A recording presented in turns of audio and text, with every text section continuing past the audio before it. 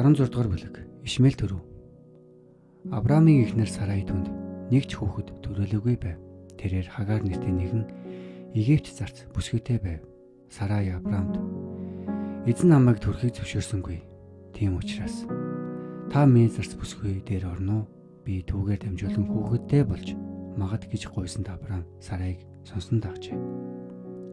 Ийхүү Авраамыг Канаанд 10 жил суусны дараа Авраамын эхнэр Сарай Египт зарц Хагараа авчирч нөхөр Авраамдаа татвар юм болгон өгчээ.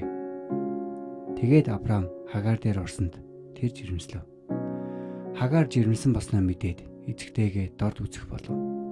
Сарай Авраамд миний хийсэн алдаа тань дээр буухалтгай. Би зарц бүсгүйгээ таны өвөрт хийсэн. Одоо тэрээр жирэмсэн болсноо мэдээд намайг дорд үзэж байна. Та бид хоёрын хоорондхыг эзэн шүү гэв. Авраам Сарайд харах тун зарц бүсгүй чиний гарт дураараа л бол гэв.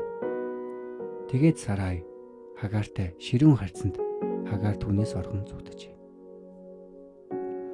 Эзний тэнгэрлж цөлийн нэгэн булгийн дэргээс шуур хүрэх замдах булгийн дэргдээс Хагарыг олж Сарайын зарц бүсгүй Хагаараа чи хаанаас ирээд хаашаа явж байна гэсэнд тэрээр би эзэгтэй Сарайгаас оргон зүгтэж явна гэжээ.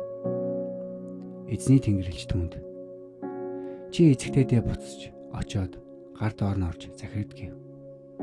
Эзний тэнгэрлэгч түүнд би өрөөд мэгчин ихэд олшруулж тоолж баршгүй болгоно гэв.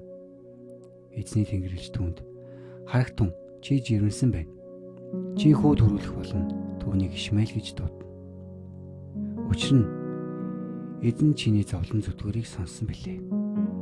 Тэрээр хүмүүсийн дунд зэрлэг илжигш мэт байх болно. Түүний гар хүн бүхний эсрэг. Хүн бүхний гар түүний эсрэг байх бөгөөд хамаг ах дүүсийнхээ эсрэг талд тэр амьдрах болно гэв. Хагар түүнийг харсны дараа би энд амил үлдлээ гэж юу гэд өөртөө нэрсэн эзнийг та бол хардаг бурхан гэж нэрлэжээ. Тиймээс тэр булгийг Бээр Лахай Рой гэж нэрлсэн бөгөөд тэр нь Кадеш Беред хоёрын хооронд байжээ. Тэгээд Хагар Авраамд хүү төрүүлсэн ба Хагарын төрүүлсэн тэр хүүд Ишмаэл гэдэг нэрийг Авраам өгөв. Хагар Ишмаэлийг Авраам төрүүлж өгөхөд Авраам 86 настай байжээ.